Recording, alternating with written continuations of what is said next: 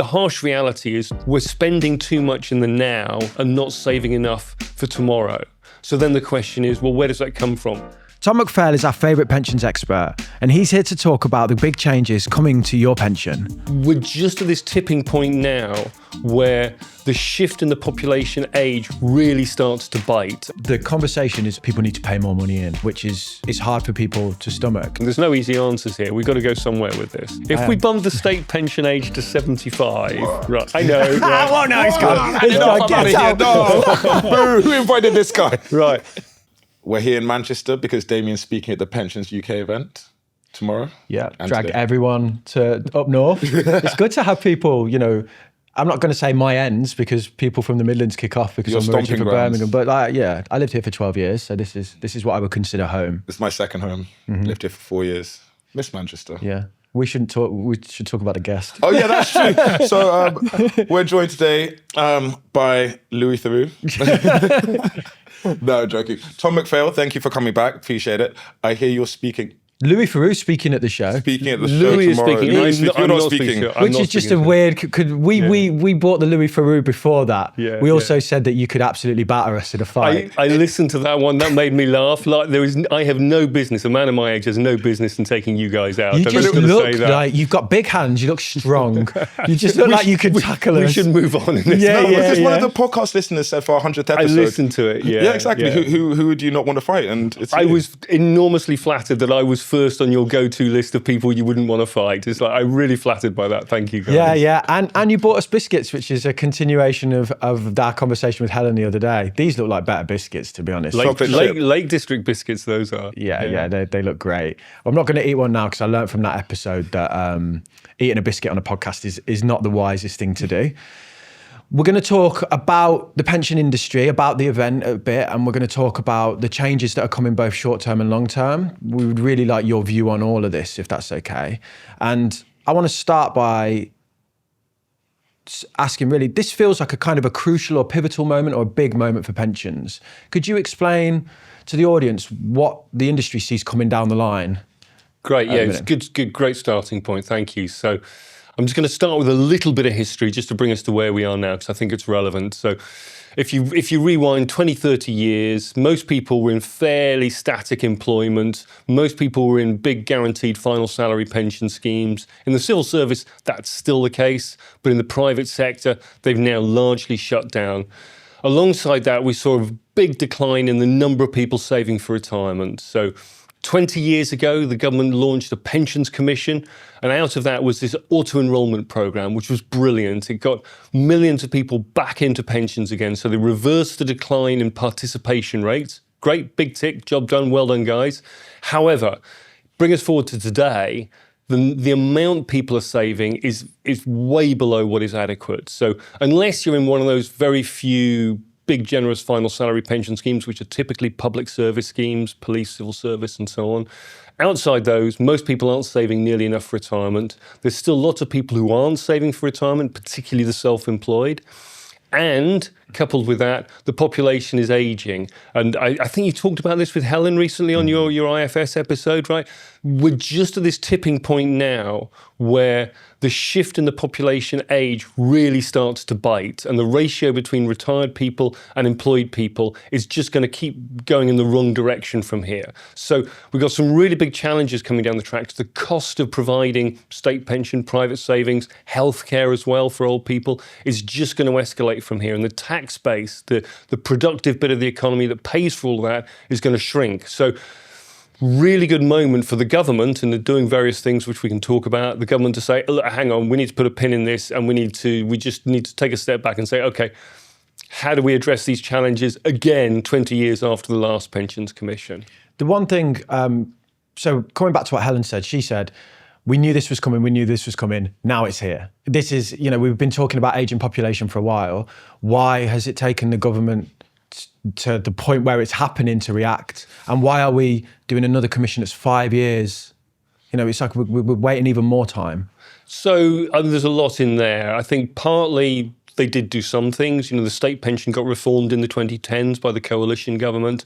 There was the pension commission that led to auto-enrollment that I talked about. So it's not like they've done nothing. And at the tail end of the coalition government, They looked at introducing more substantial tax reforms to pensions that led to the lifetime ISA. But then they kind of parked it because we had the referendum and Cameron stepped down and politics took a different turn. So it's not like they did nothing, but also politicians don't like making short-term decisions that upset voters. You know, if you've got to deal with a long-term problem that's going to cost lots of money in the short term, funnily enough, they always swerve away from it. It's always really politically difficult to make the difficult. I mean, you know, we can talk about the triple lock. You know, the fact that everybody knows it's unsustainable. Everybody knows it's got to go, but no politician is willing to stand up and say, my party will get rid of the triple lock, because they know they'll get kicked at the ballot box for doing it. So that's a good example of a long-term problem that requires short-term thinking. We need to change direction that no politician is willing to do. So the question I have for that then is, are the current government essentially kicking the can down the road further? Because there's a potential that the people who are doing the review right now, or, you know, Torsten Bell, these people in charge, by the time that it's done, they won't even be here. And they're relying on someone else to make those hard decisions. Yeah, I think that's a good question. So we've got two reviews going on at the moment that I think are worth just calling out. One is the state pension age review, which by law has to be done in the course of every parliament. So we're on the third one now. So that looks at what age you get your state pension. That's part of the equation. And then alongside that, there's this pensions commission being led by Jeannie Drake, member of the House of Lords. She was part of the original pensions commission 20 years ago, widely respected across the industry, really smart. She's looking at the more structural questions, right? Okay, how do we address the adequacy question for 20, 30, 40 years' time? Now, I'm not sure at the moment how broad her remit goes. Will she look at things like the triple lock? Will she look at the structure of the state pension, which, as I've mentioned already, only got reviewed 10 years ago, and it was completely restructured then by Steve Webb when he was in the coalition government. So here we are again. But then also the private savings question. Really difficult for a government to go to everybody in the population. Look, I know you're all not saving enough. I need to turn up the dial on how much money gets taken out of your pay packet every month and put into your long-term savings, the deferred consumption. Because everybody's going, well, I've got a cost of living crisis. You know, have you seen inflation? I can't afford to live for today, never mind for tomorrow. So a government that comes along and says, do you know what, we're going to need to take an extra 5% out of your pay packet. It's like, well, I can't afford that. So that's when you bump up against the political realities again. And what I really hope is that this pensions commission, as happened 20 years ago, is able to provide the politicians with the air cover to say, look, we're an objective authoritative, we've done the analysis, we've seen where the problems are, we've seen what the possible solutions are, this is what needs to happen. And what we got 20 years ago was a moment when all the political parties went, yeah, okay, I can sign up to that, right? So it got depoliticized, and that's really what needs to happen again, and potentially what this Pensions Commission is going to do. The harsh reality is that I talked about deferred consumption. We're spending too much in the now and not saving enough for tomorrow. So then the question is, well, where does that come from? Is it the employer pays? Because in the end, if your employer's paying, effectively it's coming out of your wages, right? It's just that you don't see it, right? Do we take it directly out of your pocket? Or do we collectivize it and reform the state pension somehow and redirect taxation in some form? You know, there's no other solution, and underlying all of that is, unless we're getting more economic growth, we're in a spot of bother anyway, because economic growth is the thing that really makes all of this possible. It's really easy for politicians just to keep kicking the can down the road. You know, I'm only in power for a few years. I'll let someone else deal with the problem. But it's getting worse. And I mean, just the fact that over the last 20 years, people's standard of living has at best gone sideways. Some people are better off, but on average as a population, we're no better off than we were 20 years ago. We've lost the economic growth. The economic growth pays for everything, but also because as a population we're getting older. We're getting to the point where there's more and more pensioners, fewer and fewer workers. It's the workers that pay for the state pensions. So it becomes unsustainable. It is becoming unsustainable.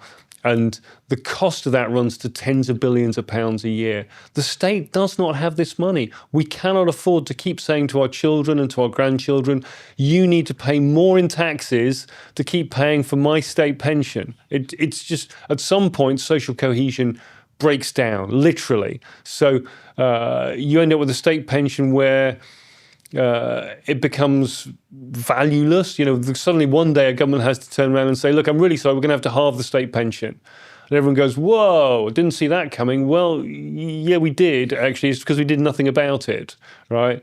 Or we're going to have to tax the value of your homes because the state's running out of money. That's what happens if we don't fix these problems now, is essentially we slowly go bankrupt. And as a country, we all get poorer. And so it's avoiding that poverty in the future that demands that we think about how we can make the state pension sustainable today. And that does involve hard choices like at what age do we get it and how do we index it and that kind of thing.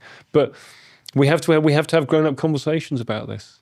Do you think these the changes will actually happen? Because I feel like there's always meetings, there's always some sort of meeting, pension, government, something, and like you said, the governments don't want to make changes, long-term changes in there. There's a short-termism they're worried about.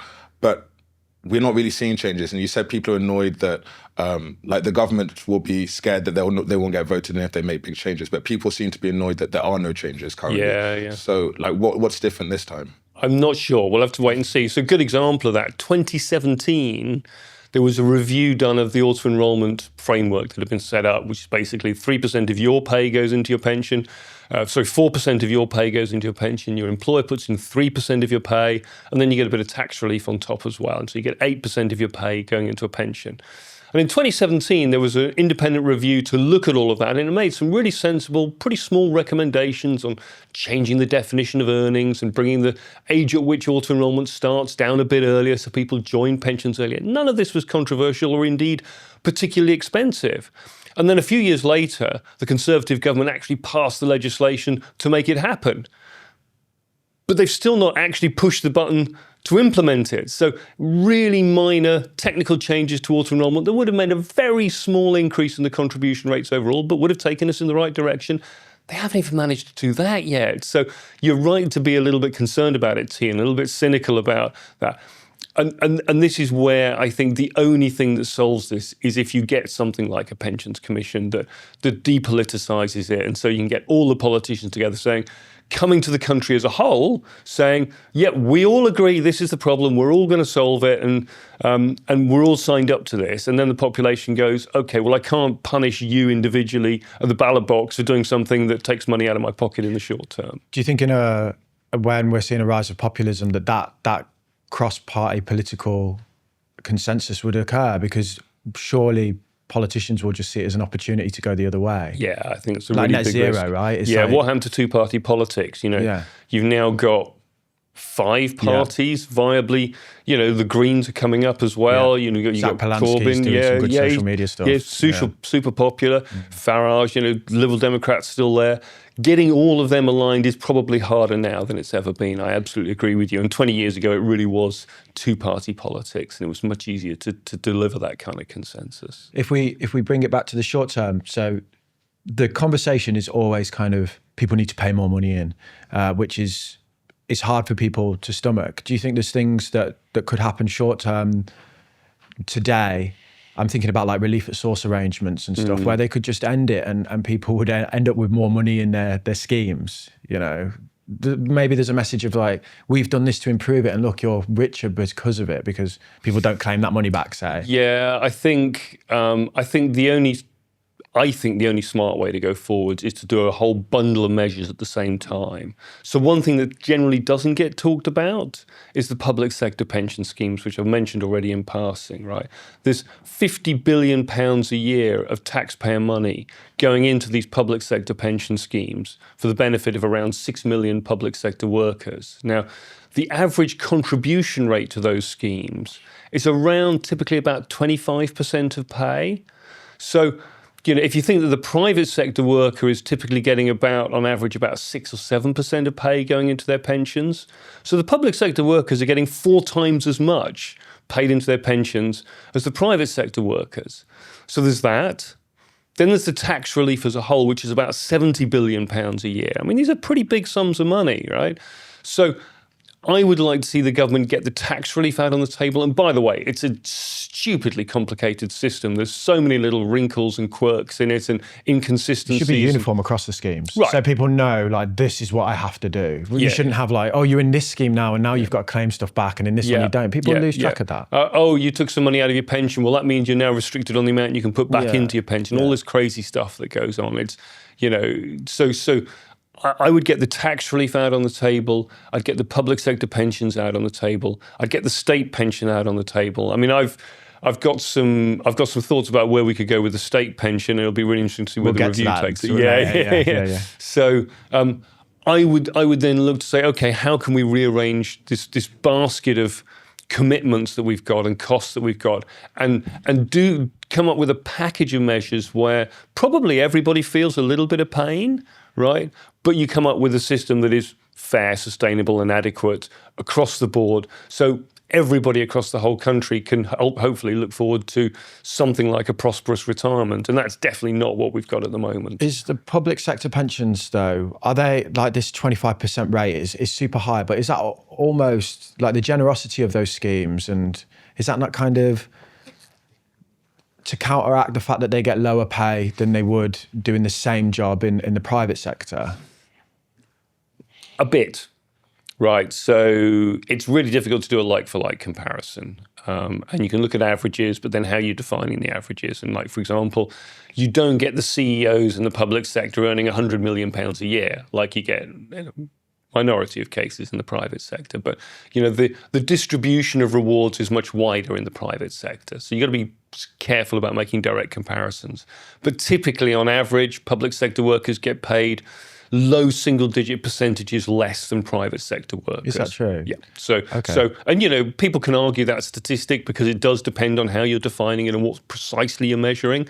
But broadly, on a like-for-like occupational basis, public sector workers getting slightly less than private sector workers. I also think type of work, though. Like a nurse is like a hard job. Police, hard job. Yeah. And obviously I'm picking headlines and there's lots of administrators and there's probably well more people that aren't front of line, like the services that we look at and go, we need those. But I do think they work hard jobs, right? For probably not much money. And I know from doctors that if they move into the private sector, they get paid a lot more or they can go abroad. But the pull is they get a really good pension potentially. So maybe that's anecdotal more than it is across the board. And I think, I've tried to acknowledge, there's different ways you could analyse this question, but I think another interesting dimension to it is some of those nurses you talked about, right? If you went to them and said, look, instead of getting 25% of your pay put into a pension for you, into this guaranteed final salary pension scheme, how about we put in 15-20%? And we give you a 5% pay rise. How would you feel about that? They'd probably take it, wouldn't they? Yeah. So because people want the money today.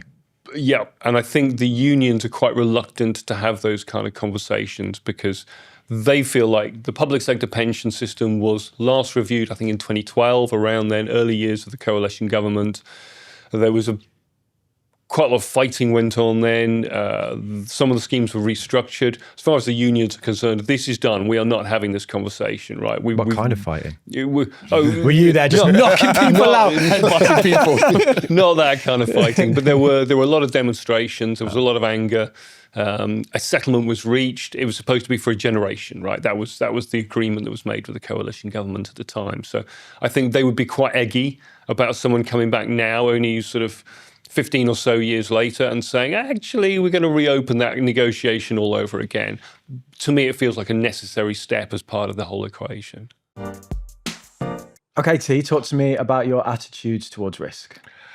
I mean, I like a bit of risk in my investments, but I definitely would say since the podcast, I've toned it down a little bit, not quite as gung-ho and like carefree as I was in risk. So yeah, shooting from the hip all the time, weren't you? Yeah. I think personally that you should take risks, but it should always be in areas where you have a unique skill set, an edge, expertise, like your job, things like this. Definitely. One area that I wouldn't take any risks is compliance. Yeah, the risk changes as you grow in business and you need to be on top of it, which is why we partner with Vanta. Vanta automates a lot of risk processes and helps you see your risks in a centralized platform so you know what really needs your attention. Besides risk, the main thing Vanta does is automate compliance with security protocols you need to scale, like GDPR, HIPAA, ISO 27001, and SOC 2. The beauty of Vanta is they make it easy to prove you're compliant with these standards, saving you up to 90% of the time it takes. And on average, $500,000. If you know what these acronyms like SOC 2 are, you probably need Vanta. You can book in a demo at vanta.com/making money. There's a link in the description. You mentioned a word there about it should be more fair, the pensions, like the word fair. And it's a really dangerous word. I know, but I feel like you said people got angry about the DB pensions and all these things, and it makes a lot of emotion. It's very emotive. But I speak to like a lot of friends I work out with, play basketball with. A lot of my friends are self-employed. And I was talking to them like, do you guys invest in your pension? They're like, no chance. They're like, oh, I've got a few stocks. I used to invest in shares, but I can't right now because like times are tough, times are hard. I'm just trying to pay rent. And shouldn't people be more angry that there's a whole section of the population that's not ready for retirement, that doesn't have adequate savings? And isn't that more dangerous in 20, 30, 40 years when people are retiring and they just don't have the money? You're sounding like one of those divisive populist politicians now. No, me never. Vote T. Yeah, vote T. Vote T, time for change. So, I mean, I agree with you. To me, that seems, and I'm really wary about using the word fair. I notice fairs come up quite a lot in the context of taxation. People aren't paying their fair share of tax. Well, to me, that's quite... Everyone's paying a lot of tax. Most people, yeah. I think that's a dishonest way to approach it. You know, we should have a debate about what constitutes how much you're paying, and then I need to try and justify why. But to your point on to me, there are some inconsistencies in the pension system, and I was really interested reading the remit of the Pensions Commission, where they talked about certain ethnicities being underserved by the pension system because they perhaps live in communities where there's just not that cultural buy-in to the UK's pension system, right? And so they're missing out. There's a gender pensions gap. Women, on average, end up with smaller pension pots than men, and you can probably work out some obvious reasons why, but then, what could and should we do about that? To me, the discrepancy, the most egregious one is that public versus private one that's just not being called out at all. You think the public are too generous? I think the public sector pensions, which bear in mind are paid for out of taxation, right, are way too generous relative to private sector pensions. Now, the advocate of the public sector pensions would say, well, we just need better private sector pensions. And to some extent, that's true. Yeah, so I wouldn't totally reject that argument. But I think that the imbalance there should be brought into the equation, particularly when, as we've touched on, I suspect some of those public sector workers would probably quite welcome a slightly higher pay today. So to me, this wasn't relevant even 15 years ago, 20 years ago, because the disparity between public and private sector pensions wasn't as pronounced as it is today. But this is where we're at now. And so I think it's legitimate to ask the question, why should this small cohort of the population, which is paid for out of general taxation, enjoy pensions that are 3 or 4 times better than the generality of the population, when it's the generality of the population mostly that are paying for those people to enjoy those really generous pensions? And I think that's a legitimate question that policymakers should be addressing. Let's talk about some of the changes that are slightly more immediate. I get confused between like the bills and the reforms and the accords, which is which. But there's been broad discussion about consolidation of big funds. Yeah. Can you first of all explain what that is, and do you think that that's going to make things better for the UK system? So there's consolidation going on at 2 levels. So one is one of the things happening in the pension schemes bill is they're going to introduce this provision for all those little lost pots of money that you've got from previous employments when you were in a pension 5 years ago. You got 500 quid in a pot because you did a brief job. Those pots of money that have been left behind will get rolled up and consolidated into one pension pot for you. That's a game changer.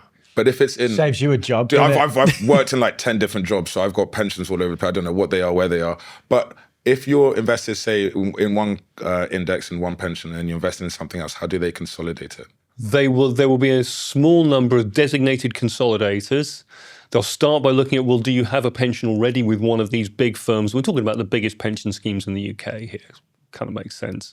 So let's say you've got, and they're only going to start with a maximum value of £1,000. So we're talking genuinely small pots here, right? So if you got, okay, so if you've got £5,000, it won't be covered initially, though I think probably they'll turn that dial up in due course. They will actually transfer that money from this dormant pension arrangement you've got over here into this big pension scheme over here where you also have an arrangement. And then if you don't have an arrangement with any of these big pension scheme providers, they'll set one up for you. So this is, I mean, a lot of our civilization and our economy today was built on property rights, right? So messing with this stuff is no small thing.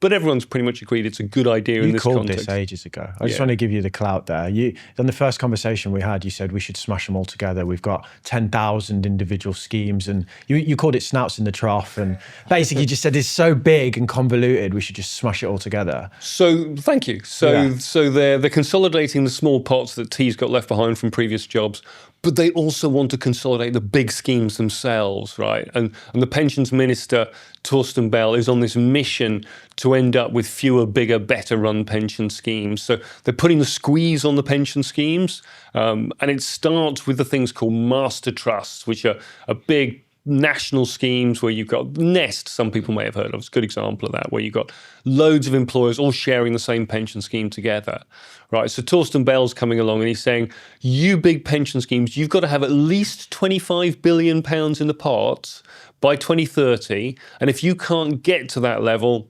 basically you've got to shut up shop and consolidate your whole pension scheme with someone else's pension scheme. So he's putting the squeeze on the pensions industry. I think that's probably not a bad thing. I think we could do with fewer pensions. I don't see why we need all these thousands and thousands of pension schemes. It's, in some cases, still a bit of a cottage industry. So hopefully that will also then lead to better returns because they'll be better governed. They can make different investment choices. They'll get better economies of scale. The theoretical arguments stack up.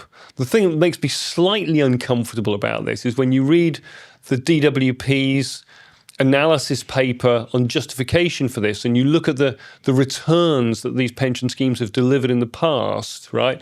There's pretty much zero correlation between size and levels of return, right? So small schemes sometimes do really well, big schemes sometimes do quite badly. Over what kind of time periods? I can't remember that's a good question. I can't remember what the time period was. But I looked at this chart and thought, well, you'd actually get more correlation if you got a hillbilly to fire buckshot at a road sign. It's just like, there's just nothing there at all, right?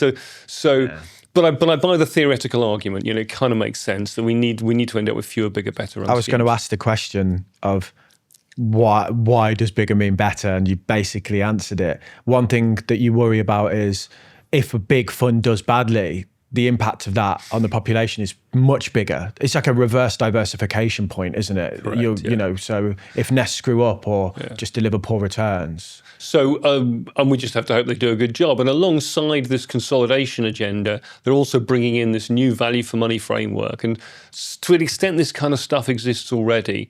And pension schemes have loads of reporting requirements on them, and they have to produce chair's statements every year and details of their investment returns and their charges, and no one ever reads this reports, but we have to keep producing them every year. And there's a new version of this called this value for money framework that will analyze all these pension schemes across the services that they provide to their members, the investment returns that they're making, and the charges that they're levying. And this will help bring more transparency to the schemes and scrutinize them, and should also help to as an early warning mechanism to identify schemes that you've just described in that scenario who aren't delivering good returns, and try and steer them all to delivering optimum returns in the future. There are risks with that. They could end up with a lot of clustering. They could all just cluster towards mediocre because no one wants to be an outlier. So there are risks. But broadly, I think this is not a bad strategy. Practically, quickly, for this consolidation, for the individual, was this something that they have to do, like they actually actively have to consolidate their pensions, or will it be done for them? It'll be done for them. So what if you don't want to consolidate? You don't have a choice. Well, if it's them picking up one of your small pots and moving it to another provider, they will try and get in touch with you and say, hey, T, just so you know, we're moving this over here. Is that okay? And then you can go, no, I quite like it where it is. That should make more people kind of look at their pensions and be more interested. So and then also there's the dashboards, which I think will absolutely be a game changer. This is like on the government gateway kind of, is it that kind of vibe where you log on and you can see everything? So all the pension schemes across the land are currently they're making connections. They're not uploading their data because that sounds scary because someone will just come along and steal it all, right? So they're not doing that, but they're creating this hub whereby anyone will be able to just log into a hub. And it's very simple just to go in and say, hi, this is my name, here are my personal details. Just remind me what pensions I've got out there. And it will hopefully help to solve that problem of people losing track with old pensions over the years, which is a massive problem, tens of billions of pounds that have just gone missing because people forget they've got pension schemes. So this dashboard is a really big part of the equation and making it easier for ordinary people just to get access to, oh yeah, of course there was that job I did 20 years ago. I'd forgotten I had that little pot of money there. So I think that's really, really good news. We spoke to Andrew Lee, who's an Australian politician. So they're obviously 20 years ahead of us in terms of auto-enrollment. He said people got really interested in the schemes when the money got bigger. And he was like, it was kind of like a time thing. So the one I'd heard from Australia is roughly when it gets to the value of the sort of money you'd spend to buy a car. Yeah. Is kind of roughly when people go, oh, hello. I'm getting interested now. Yeah, I mean, I don't want to put extra work on employers. I think they have a lot to contend with, but it'd be really good if the balance was printed on the payslip. So you could, I don't know, maybe it is, or when I was, it wasn't, but you would just see this money leave for pension, and then it would feel like it went somewhere else. And it would almost feel like a tax. I could see, I wasn't like that. I was heavily engaged, but my work colleagues were like, oh, fucking hell, that much has gone out for the pension. Whereas you could see that transition from, we took this amount, now it's worth this amount, plus you got the tax relief, so actually you got a boost. Yeah. They might see that journey and go, oh, well, this is actually a cool thing. And I think a big point, again, the Australians nailed this, is ownership and making people feel like this is your money rather than this is a tax. And we've talked before about how I would like to turn the system on its head and just say, look, once you've got a pension, you can carry that pension with you from Pot for life. Pot for life, right? So you take it with you for every job you go to. You just go to your new employer and say, hi, this is my pension pot. And the employer goes, okay, fine, I'll put my money into your pension pot then, rather than the current system where every time you change jobs, the employer says, this is my pension, and if you want my money, you've got to join this new pension scheme, which to me is just a crazy system. So that question of ownership, I absolutely agree with you. But I think the dashboards will help in fostering that sense of ownership and giving people a really easy access point. The other thing I think is worth just highlighting is where the link-ups through open banking and the big high street banks and some of the smaller fintech banks as well, the online banks, are now making connections with pension providers. So you connect open banking with the dashboards. So it's not that far in the future where you open your banking app and there'll be a tab there that says, oh, Damien, do you want me to take you to your pensions? And it's all there on the same app in your hand, right in front of you on your phone, which, let's be honest, we look at more often than we do our pay slips. Yeah, it'd be amazing. And then if you had these are how many NI contributions you've made so far towards your state pension or whatever, if you could have all of that in one, it's like osmosis, isn't it? Slowly, the bits are getting connected together. Yeah, so it's coming. You know, and I think we shouldn't underestimate how important that is. So just making it easy for people, right? That's just so, as a business model, you'll never go too far wrong if you can just make it easy for people. Well, that's what the success of auto-enrollment was. It made it hard to opt out, easy to be in, and it was the nudge that way, and a good nudge. You're talking about getting communities invested that are outside of it. You'll do that by showing them the balances on their schemes and showing them how they're growing and showing them that they'll get some free money from it. And then people will be around the dinner table going, look at my pension, And the crazy bit of that is, I've talked earlier on about the billions of pounds the government gives in tax relief. No one sees that. I mean, you guys have got accountants, you run businesses, right? So maybe you do see that because, you have to think about this in terms of doing your accounts every year. Most people doing a job, looking at their pay slip, no one's going them back to that. Look, by the way, your government just put 50 quid in your pension for you. Yeah. That kind of doesn't happen at the moment. And I feel like as an incentive to save, for most people, the tax relief the government gives is largely wasted. I would argue the main benefit of putting money into a pension is not the returns you generate from investment. It is the tax relief, like the 40% guaranteed return for a high rate taxpayer. I'll just slightly disagree with you there. Yeah. For most people, it's the employer contribution. Okay, yeah. But the combination of that free money from the government and the free money from your employer, it's the best return you'll ever get. absolutely, you double your money on day one. It's like you're not going to get that anywhere else. Yeah, I was thinking as a limited company director, so I don't get. that. But yeah, no, you are right. I'm just talking to your audience here. Just show me up. Do you want to fight? Let's go. Last time we recorded, Tremaine, you were having some real dramas with your accountant. So how's that been going, mate? They're sacked. So drama sorted. They're a big corporate firm. They didn't really reply to my emails very quickly, like took a week or two at times. And they charged me way too much. I mean, I've got pretty simple taxes and yeah, they were charging me thousands. They saved me some money, but yeah, I had to move on. Slow and expensive. Pretty much, yeah. This is one of the reasons that we're really happy to be partnering with TaxZap. It's a tech platform that makes self-assessment simple. Whether you're self-employed like me, a freelancer, or a director like Damo, big dog. Instead of sending endless emails, bills and spreadsheets to your accountant, you just connect your bank, answer a few questions that are only relevant to you, and your tax return can be ready in as little as 15 minutes. TaxZap is really easy to use and it's HMRC recognized software. So it's safe, secure, and legit. The price is also decent. So if you're self-employed with one income stream, it's just £89 as a one-off fee. No big accountancy fees. And we also have a discount code, of course. If you need to file a self-assessment this year, give TaxZap a try. We've left a link in the description and use the code MONEY10 for 10% off your first tax filing. Okay, thank you on the consolidation points. I think that's really clear. I want to talk about mandation now. Yeah. So let's start again. What is the mandation piece? So, do you know what? I actually brought something along today. So basically, the mandation piece is the government saying, you, the pensions industry, with all that money that we directed to you, the hundreds of billions of pounds, trillions of pounds you're looking after, you're not putting enough of that into the UK economy. And we need more economic growth. We need a stimulated economy. We've got startup businesses that need financial capital, to help them grow. And at the moment, it's the Canadian pension funds that are coming along and doing that. And the big final salary pension schemes, of which there are still quite a lot, though many of them are now closed to new members, right? They're not investing in the UK stock market anymore. They're investing in government debt and less exciting stuff like that doesn't directly stimulate the growth of businesses and the economy. So Torsten Bell, the pensions ministry, has come along and said, do you know what I'm going to do? I'm going to put a reserve power in the legislation that gives me or any pensions minister in the future the ability to come along and force you pension schemes to invest your money where I think is appropriate. I mean, really, we're talking about infrastructure and private markets and small business growth. Where I think appropriate is very loose, though, isn't right, it? In my bank account. So just two thoughts around. There's two reasons why this makes me really uncomfortable. And I just wanted to quote this, from our friend Adam Smith. So this dates from 1776, right? And he said, the statesman who should attempt to direct private people in what manner they ought to employ their capitals would not only load himself with a most unnecessary attention, but assume an authority which could safely be trusted to no council and senate whatever, and which would nowhere be so dangerous as in the hands of a man who had folly and presumption enough to fancy himself fit to exercise it. Bars. In other words, why don't we speak like that anymore? I know, right? Mic on that one.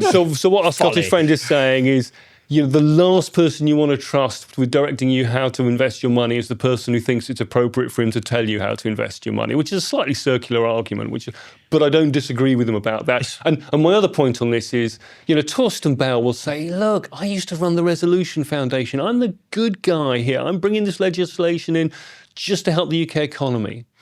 But I want you to think of the worst politician in the country, right? The person whenever they come on TV, the politician you really dislike the most, who think absolute nutter, particularly if they're a front bench politician who might one day be in power.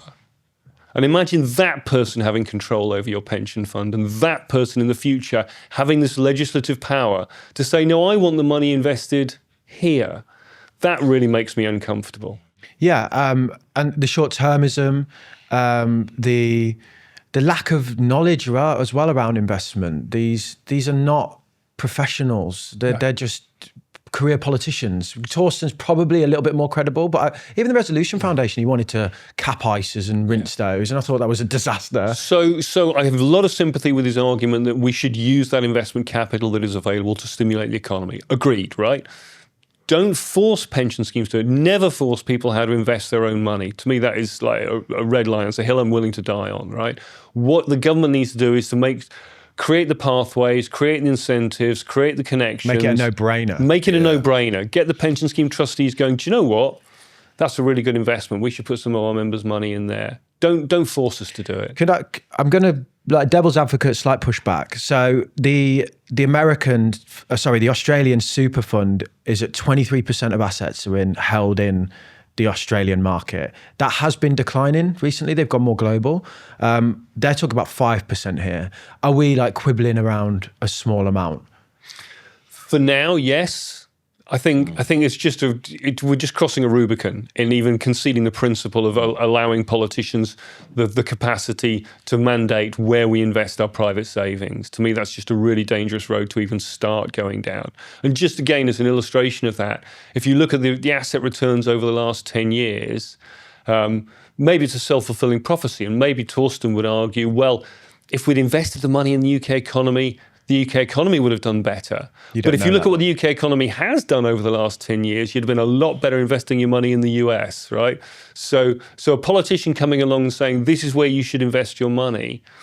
Yeah, I'm going to go and get my investment advisor to tell me how to do that, I think. Thanks very much. And my worry is that it's just once you've given them the power, it's like Chekhov's gun. If there's a gun on the wall in the play, it will get fired, right? So for me, once they've created the mandation power, they just won't be able to resist using it. Because it's just such a big pot of money that they can dip into that's outside of debt and taxation. And they're saying to the end of the pensions industry, look, it's fine. We won't force you as long as you do what we want. Yeah. That's a bit mafia, isn't it? It's crazy. It's like, we want you to sign up to this voluntarily, but we put a back door there that says if you don't do it, we'll force you.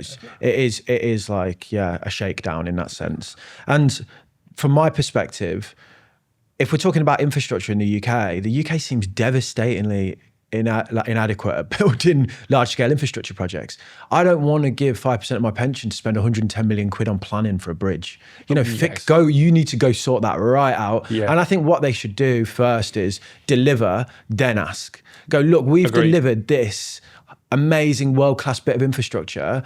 Now, do you want to be part of that? Do you want to sign up to this kind of fund that puts 5% into UK? There could be kind of like an opt-in. It absolutely feels like they're trying to put the cart before the horse. And to your point, if they did the hard yards about reforming the planning system, then the pension schemes might be a bit more inclined to say, do you know what, can I invest here now? Because it's going to be quick and easy to build something that will generate a revenue for us. So I'm in. HS2, Thames Valley Bridge Crossing, I can put just so many schemes that are just a waste of money, basically. And you're basically saying, we're going to ask you to spend even more money on those kinds of schemes.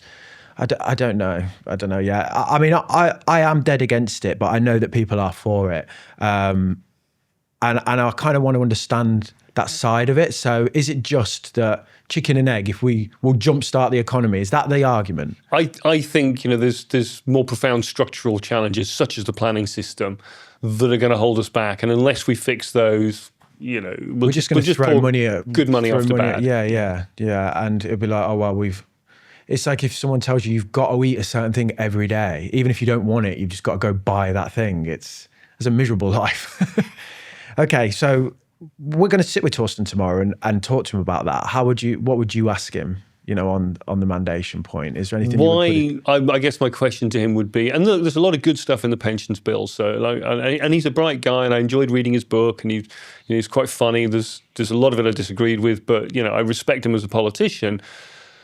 But on the mandation thing, I'd be like, why? What? How else could you have done this so that we could have achieved the goal voluntarily, right? What could you have done to create an interface between the capital on the one hand and startup businesses on the other hand? What could you have done perhaps to have incentivized UK pension schemes with some tax break for small businesses, right? To say, okay, startup businesses, which is what we want, that's what it's all about. It's all about getting growth, or infrastructure products. projects. We will offer tax breaks to those to incentivize those pension schemes to bring their investment capital. So you could create a relationship between the savers over here, members of the pension scheme, and the businesses starting up over here. Why haven't you looked at that as a solution rather than just saying, I'm going to get my stick out and wave it over your heads? I hope you wrote that down, Ruth. Strangely enough, that question might pop up tomorrow. Okay, let's talk about state pension, because from the briefing, you've got some radical views out there. And I think everyone's going to be like, well, oh, we agree everything. And then you're going to hit us with some state pension stuff. Here's the bad news. Right? Yeah. So can we talk? I think everybody knows, like, broadly, I assume that the state pension current system is considered unsustainable because of the triple lock. And just to remind everyone, this just guarantees that long term, the amount of state pension that people get will increase above the rate of inflation and wages. Correct. Because of the 2.5%. Yes. So that's not a good thing, really, for a system where we have an aging population, declining birth rate, and the workers already probably are quite squeezed in terms of taxation. They're getting a bit bowed down with the weight they're carrying on their shoulders with all these increasing numbers of pensioners they've got to carry around. Yeah, but we face this issue politically of the largest voting base is the retirees or the pensioners. So if you take that away from them, they understandably get very upset, and they probably vote out whatever government's in power at the time, right? So it's become an albatross around the neck of British politics, and no one knows how to move on from here, which is why I think, we talked about the Pensions Commission earlier on. I think depoliticising it would be a helpful way to go. But one way or another, we have to move on from here. And then where I'd kind of look to move to is, I've spoken to so many people in their 20s and 30s who are just, well, obviously the state pension isn't going to be there for me. I have no confidence in it, no trust in it. So the difficult bit is they're paying for the pensioners of today, right? So this is not a good recipe for social cohesion. If you're saying to a bunch of people, you have to pay for the old people, but when you get there, you might not get it, right? They also got the houses as well. This is getting a bit awkward at this point. Yeah. So the state pension currently costs around 5% of gross domestic product as a national output, right? So, which is currently around £130 billion a year, give or take, right? If you fast forward to 2070, even if we change nothing about how the state pension is defined and structured, the cost of the state pension will have gone up to about 7.5% of GDP. So in today's money, that would be the equivalent of increasing the cost of the state pension by around £75 billion, right? So why will it go up? Because of the aging population. More people taking it. More old people, right? So if we do nothing else, the cost of the state pension is going to go up by tens of billions of pounds a year.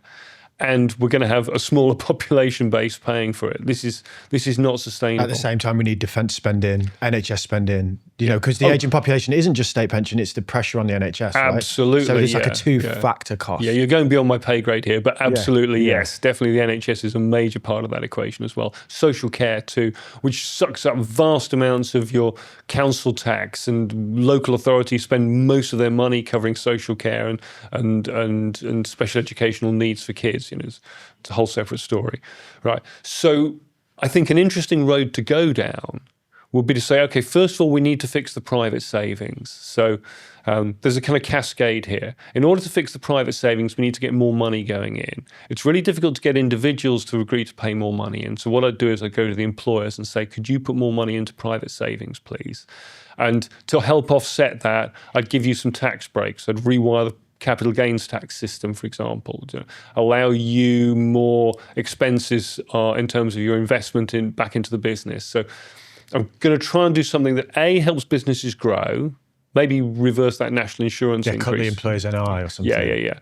But then the trade-off is I'm going to ask you, the employer, to put more money into your employees' pensions. So where I'd like us to get to is everybody within reason is saving at least a decent amount for retirement. Now, if we bumped, stay with me here, if we bumped the state pension age to 75, right? I know, right? Well, no, it's gone. Who invited this guy? Right. We put the state pension age at 75, and all of a sudden the state pension that you're currently getting of around £12,500 a year could become somewhere nearer to £20,000 a year because it's paid much later.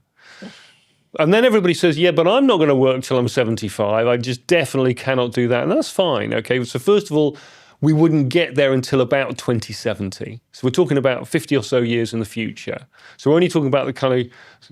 That's still our lifetime, mate. That's still our lifetime. So we gradually increase the state pension age between 86. now and the I'll be all right. 2070-ish, right? So that by the time we get there, the state pension age has crept up to 75.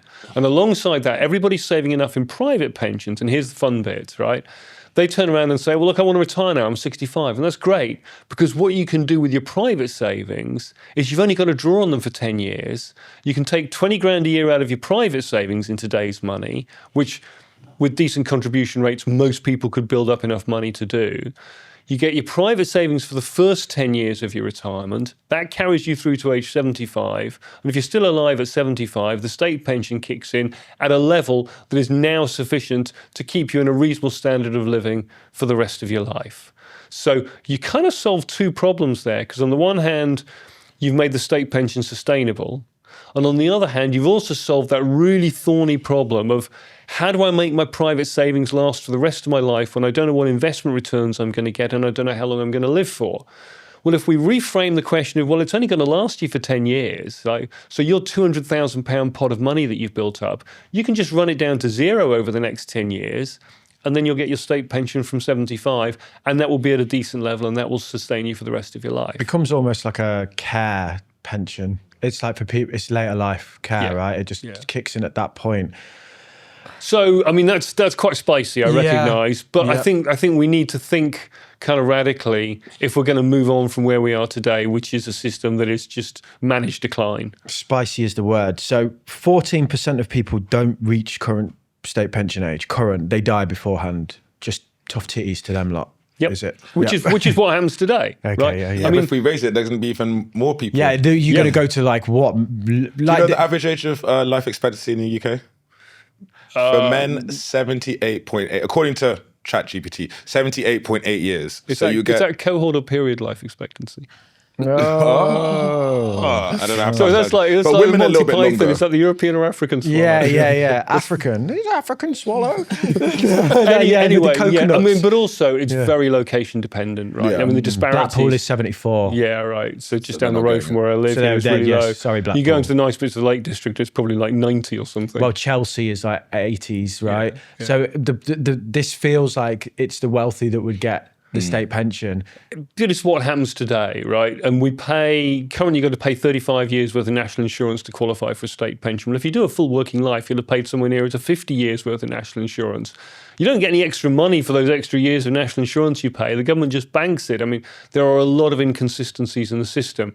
But the whole point of the state pension was to provide an old age security blanket for the people who have outlived their resources, right? And somewhere over the last 50 years, it's morphed into something where we've come to regard it as a right. That, that's I think we need to get somewhere back to the fundamental founding principles of the state pension, which is this is a collective insurance scheme to provide for people who don't have adequate resources to provide for themselves in their later old age.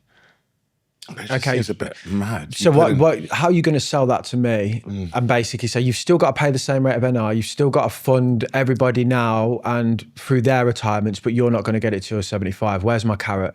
So the carrots are twofold. One is we will make sure you get to build up a decent private pension saving. And I know it's different By for you. paying for it myself through you are the employer, right?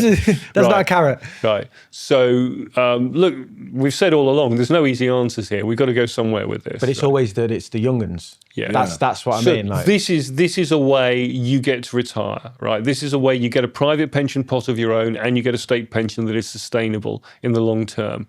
If we don't do this, you might not get either of those things. So could you cut tax on me today? If we're saying that is it, or is it just that we've got to maintain the arrangement for the current I have holders? no answer to that question. So when you start getting down into the weeds, okay, do we change the capital gains tax rate? Do we change the national insurance rate? Do we change the income tax rate? I mean, here's another spicy one for you. I'd get rid of most pensions tax relief, right? I'd flip it on its head and I'd say because it costs tens of billions of pounds a year that I don't think is actually being that effective, either in boosting people's private savings or in incentivising them to save for themselves.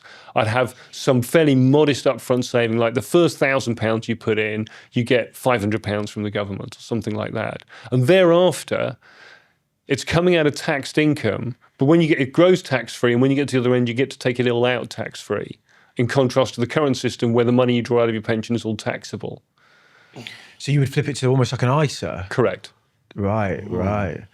Yeah, as someone who loves that like slapping money in from my limited company, I know, like, like hearing that. I think the people who are engaged in their pensions really do realise the value of that tax relief. And I recognise in all I'm talking about here, both with the state pension and with the tax relief stuff, there is a whole load of work you'd have to do to work out how you could make it all effective. I think you'd have to leave the country after you bought all this in, to be honest with you, mate. This is back to where we started from, which is, if you ain't winning that fight. The easier solution is just to do nothing and kick the can down the road and let the next lot deal with it in 5 years' time, because I'll be out of power by the time the chickens come home to roost.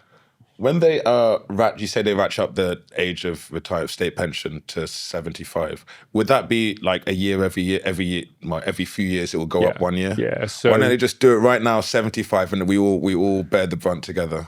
Like the people who retired, they've got no time to build up the assets. Is the problem. And you got to give people time to plan. So, I mean, the general rule of thumb, it's not a hard and fast law, but the general rule of thumb is you give people at least 10 years notice of their state pension age change. So it's currently 66, it's about to go to 67. So you wouldn't introduce any changes for anyone older the age of 57, right? So that's why you have to kind of feed it in over a long period of time. And I think that's entirely reasonable. They should stop the link between private and state then if they're doing that, because, I think this kind of, it's informal, but they drag up, don't they? Yes. And I think if you're going to move me to 75, do not say that I can't access my private until I'm 65. I know, I'll leave work when I want and I'll deal with that. It does feel very like on the young that. So what about triple lock? What happens today with the triple lock in your dystopian worldview? It's got to go. I would look at something like, let's set the state pension at a percentage of average earnings. 33% is the IFS's recommendation. Right. And then we just track it. Then when inflation spikes, we protect them. Yeah. And then if the economy booms and everyone's wages are going up, then the pensioners benefit too. Yeah. What about an average of the three? So then they could stand there and go, we're keeping the triple lock, but we're going to average the three. I talked about the albatross, and we just got to get rid of it, right? This is just, it made sense at the time, back in 2010 when it was introduced. Was it Nick Clegg and that coalition government? It was the coalition government. It was Steve Webb, who was the pensions minister at the time, the Liberal Democrat pensions minister in the coalition government. And then pretty much as soon as they introduced it, the Conservatives went, of course, we introduced the triple lock, aren't we lovely people? And they've kind of tried to own it ever since, but it was originally a Liberal Democrat policy. It made sense at the time for increasing the state pension progressively. If you'd gone to the Treasury and said, can we bump up the state pension by £1,500 in one go? The Treasury would have said, definitely not. Steve's talked about this, how they went in with this triple lock idea and they were absolutely amazed when the Treasury signed off on it. It's like, have you not thought about this? It's like, but they agreed to it. And so it's got the state pension up to a more generous level. It's got to stop, though. It's got to stop. They were like some of the poorest cohort, weren't they, the pensioners before it? So we need to give a bit of a nod to that. And there are plenty of pensioners that are still in poverty. Absolutely. So to say, it's too generous, it falls on, it can seem a bit out of touch. You basically, they're not all sat there with massive DB schemes in huge homes. Correct. And Okay, well, thank you. Certainly radical, like the 75, and do you have any other wild changes or ideas? So, I would love to see all of that. We've talked about public sector pensions, we've talked about tax relief, we've talked about the state pension. I think this goes way beyond the Pensions Commission's remit. But to me, these are really fundamental, profound problems. It's back to what we talked about with the planning regulations. Unless we get this stuff out on the table and say, okay, what does good look like here? What are we trying to achieve here? How do we come up with a system that is fair and adequate and sustainable for the generations to come? We're never going to solve this problem. And so I think you need a pensions commission to have those tough questions. And I've thrown out some slightly spicy ideas about where we could go with all of this. But that's the kind of thinking that we need. Why are we spending £50 billion a year on public sector pensions? Why are we spending £70 billion a year on pension tax relief? Why have we got the state pension structured in the way that we have? Why do we still persist with the triple lock? Well, we know that political reasons.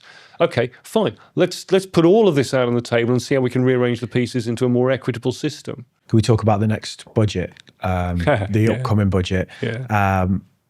I want you to. We know you make world-class predictions on where things are going. So can you predict what changes we might see there? I know you've made some changes to your pension setup as out of concern of what might be coming. Is that right? Yeah. So but I'm in a particular situation.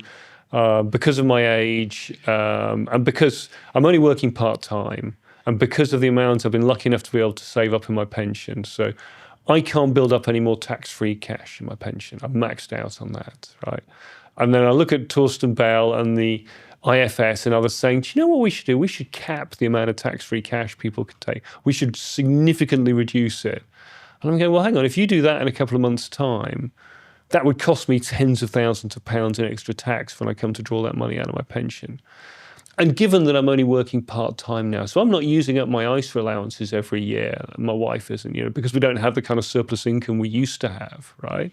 So why would I not take my tax-free cash out of my pension now, stick it in the bank, and then recycle it back into ISAs over the next few years? So that's what I've done because I'm genuinely concerned because of the fiscal position, because of the ideological inclinations of this government, because of what they've said before, because this is where the money is. To me, it was a no-brainer to take my tax-free lump sum out of my pension now to then reinvest it into ISAs over the next few years. This might all go spectacularly wrong if instead of reducing the tax-free lump sum in the budget, she instead stands up and says, do you know what I'm going to do? I'm going to cap the amount you can put into your ISAs.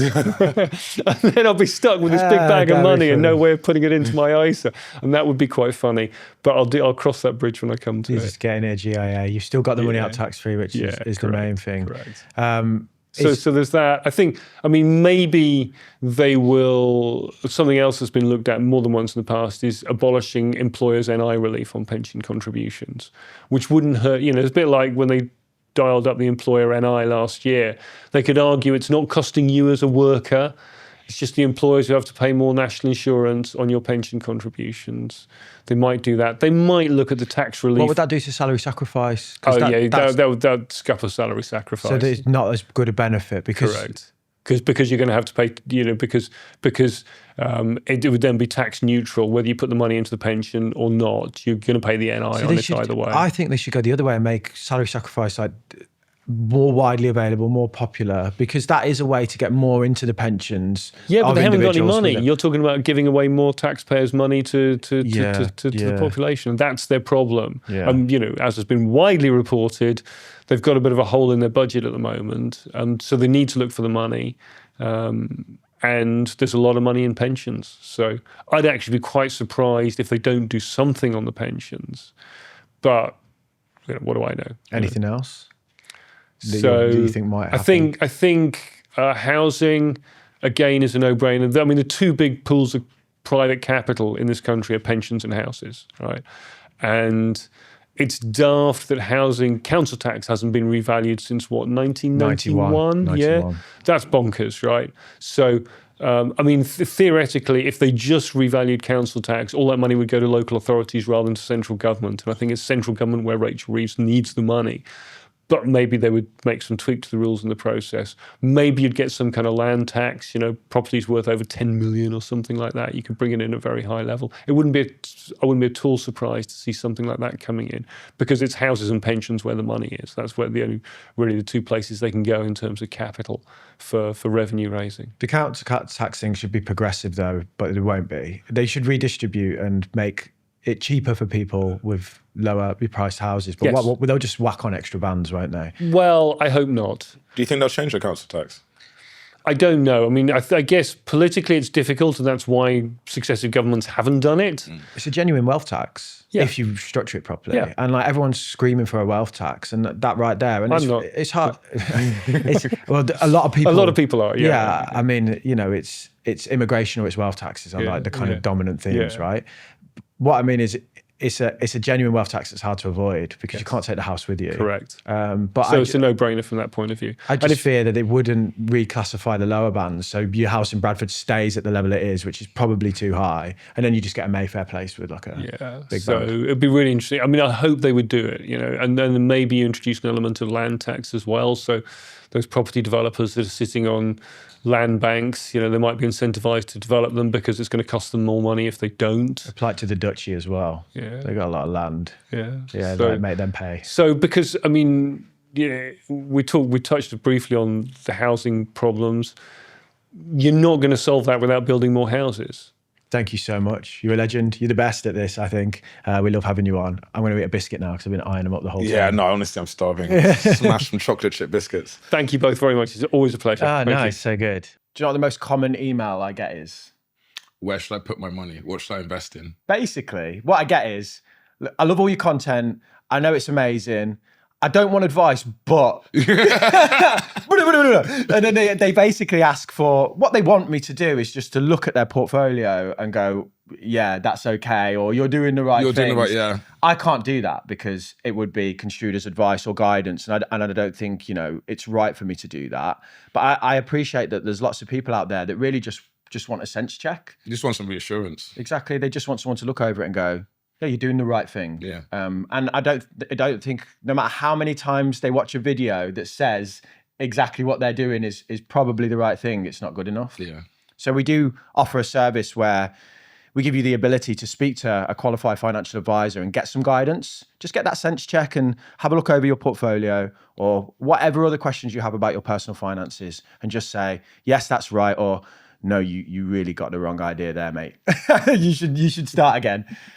You got Mr. Personal Finance 2.0, basically, just helping you, holding your hand, giving you some reassurance. I mean, if people email me saying, do you want to hold my hand, they'll get a reply then. I'm quick on those ones, mate. That's how you want to You're like, send a picture. Yeah. The link is below in the description. My hand is also there as well. Hand off me.